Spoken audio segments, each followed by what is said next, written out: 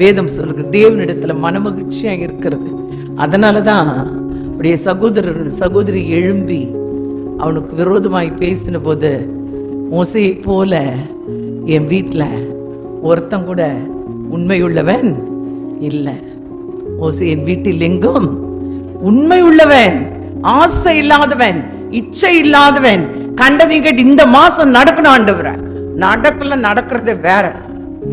என்ன பண்ணுவேன்? பைபிள் எடுத்துட்டு வெளியே போயிருவேன். நிறைய பேர் வரமாட்டாங்க. ஏன் வரல? நடக்கலையா? எப்ப நடக்கும் தெரியுமா? ஆண்டவர் சொல்ல, கர்த்தரிடத்தில் மனமகிழ்ச்சியாயிரு, அவருடைய இருதயத்தின் வேண்டுதல்களை அருள் செய்வா. சும்மா இருக்கவே மாட்டாரு. விசிட் பண்ணாரு தேவன். யார விசிட் பண்ணாரு? மோசையை விசிட் பண்ணாரு.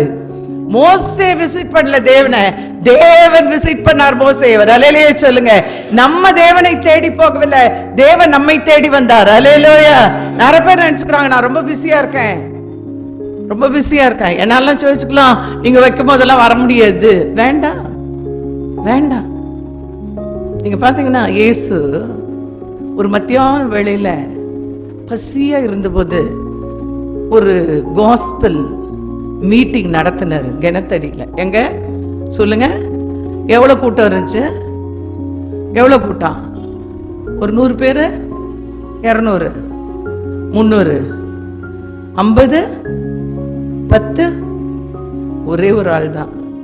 அது கூட எப்படிப்பட்ட ஆளு? ஒரு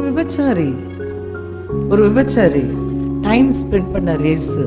நீங்க நினைச்சுக்கிறீங்களா பெரிய கூட்டங்கள்ல தான் இயேசு வருவாருன்னு? இன்னைக்கு உங்களுக்கு ஒண்ணு சொல்றேன், இயேசு அற்புதம் செய்வார்னு நீங்க விசுவாசிக்க வேண்டாம்.